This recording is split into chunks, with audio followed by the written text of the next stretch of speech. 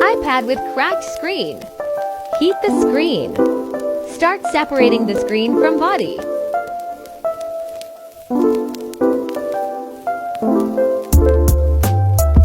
Open the iPad and disconnect the screen. Disconnect battery and screen with touch. Clean off the old glue. Take home button of old screen. Test the screen before installation. Install home button on new screen. Clean left over glue.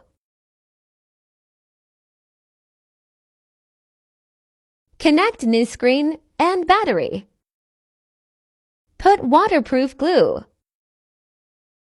Press screen. All set.